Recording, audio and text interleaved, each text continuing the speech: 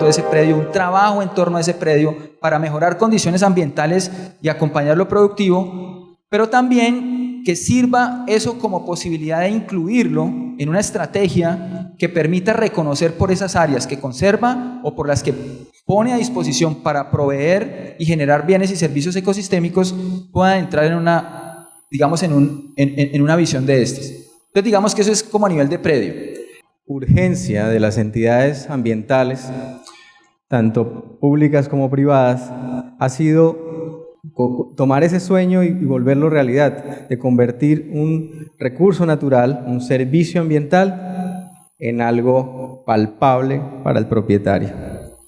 Eso básicamente es lo que todos los días se levanta pensando el propietario de 500 hectáreas de bosque, que como ustedes bien saben, por temas reglamentarios no los podemos transformar, ¿cierto? Porque tenemos que hacer un uso sostenible por unas zonificaciones que existen muy detalladas a nivel de municipio o de región, avaladas por entidades. Cuando ese propietario se levanta a ir a pagar el impuesto predial de esas 500 hectáreas de bosque, en ese momento surge la idea de querer hacer algo en ese sector, pero algo que genere unos recursos económicos. Entonces, ese sentir se traduce básicamente en que hay un potencial que buscar. De los retos que vemos desde el programa con este tipo de iniciativas. Simplemente los esbozamos, pero sí es, digamos, importante compartirlos. No volver estos proyectos una moda, porque cuando son modas terminan fracasando.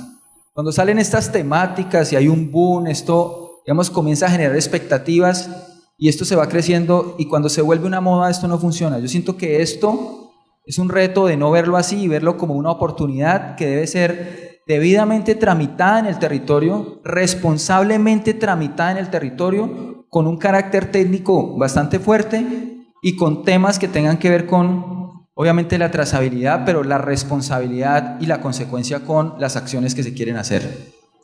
Lo otro es pensarnos en esto en términos de cuántas hectáreas de alguna manera se requieren para poder mitigar esos gases de efecto invernadero versus esos recursos económicos que están disponibles.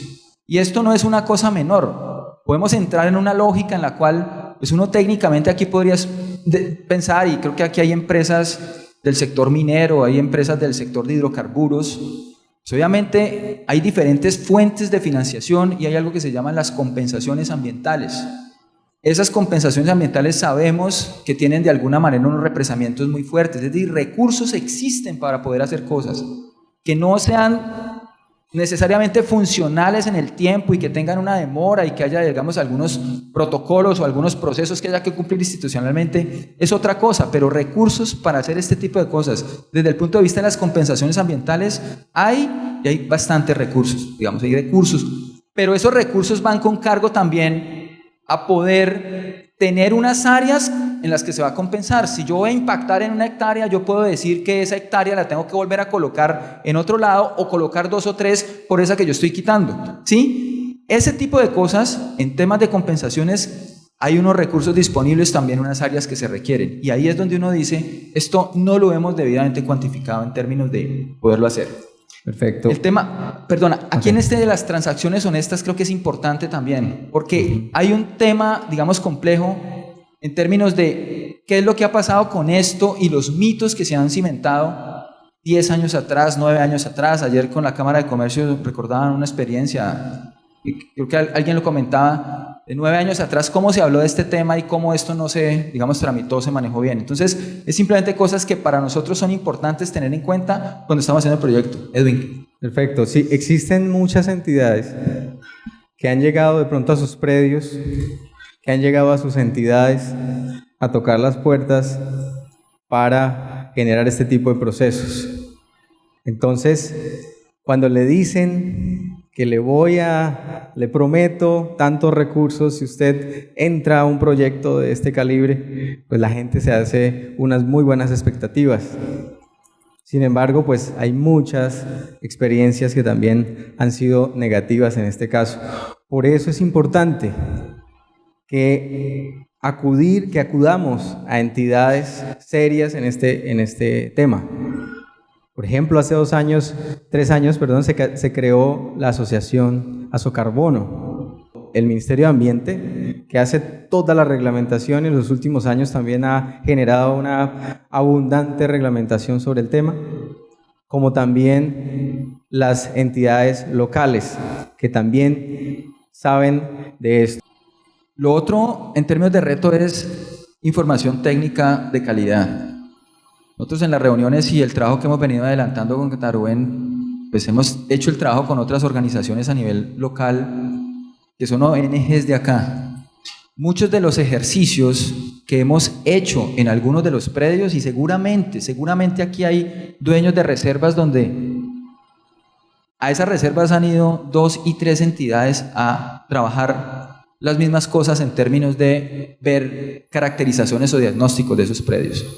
Entonces, esto requiere, digamos, como reto, tener información técnica de calidad, porque pues, muchos de esos documentos, cuando se planifica un predio, cuando se proyecta un predio, cuando se generan esas condiciones de cambio, cuando se quiere trabajar en temas de conservación, pues debe haber un compromiso explícito del productor, el dueño del predio, pero también un poco de los recursos y de las cosas que se hacen ahí se planean. Entonces, para nosotros, esa información técnica de calidad en términos de planear estos predios resulta bastante importante porque es el balance entre no comprometer el ingreso en la productividad, sí hacer conservación de la biodiversidad, pero también generar ingresos conexos con la conservación del ecosistema.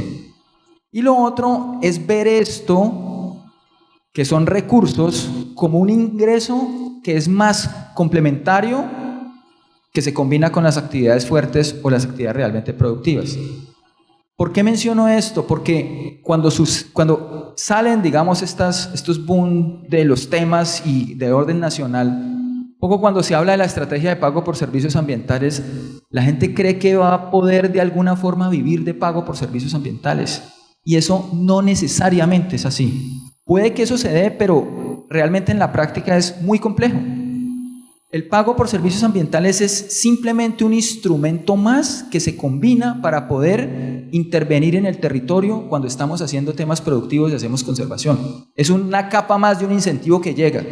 En este caso, estas platas del impuesto al carbono también son recursos que llegan, y Edwin lo dijo muy bien. Cuando alguien tiene que pagar por unas áreas grandes los impuestos, y esas áreas grandes comprometen coberturas naturales, esas coberturas naturales, teniendo opciones como estas, termina disminuyéndose, digamos, ya hay un valor que de alguna manera se reconoce por la conservación de esas áreas. Entonces, si eso no está, eso no es lo que está pasando, eso no es lo que se da, sino que es la actividad productiva, llegar estos recursos a complementarlos, pues de alguna manera es algo que conviene, que sirve, y si se hace bien, pues funciona bien.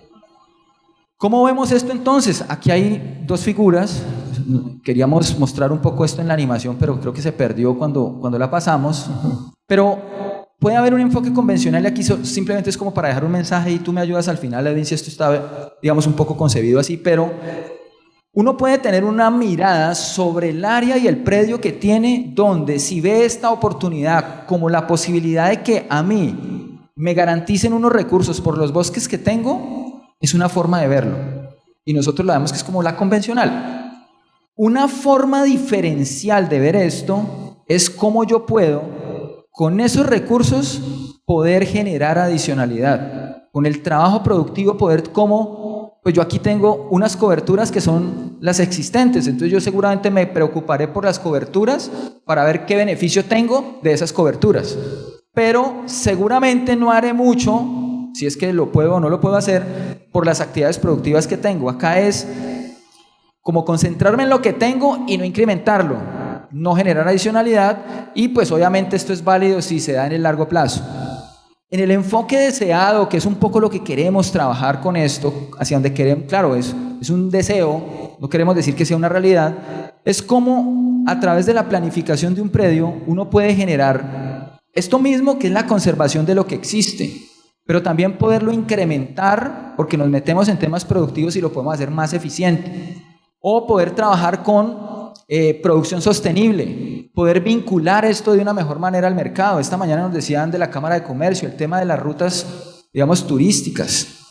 Un predio, una reserva tiene ganadería, en esta región las conozco, pero también puede vender servicios en temas turísticos, pero también puede estar conexo a un programa de ganadería que don Roberto puede explicarnos ahorita, y ahí hay otros ingresos que están dándose, y puede estar conexo a un tema de carbono porque tiene unas áreas naturales. Entonces, un poco lo que estamos viendo es cómo combinamos ese tipo de instrumentos de la mejor manera, y por eso pues debemos hacerlo de una manera responsable y de una manera técnicamente seria.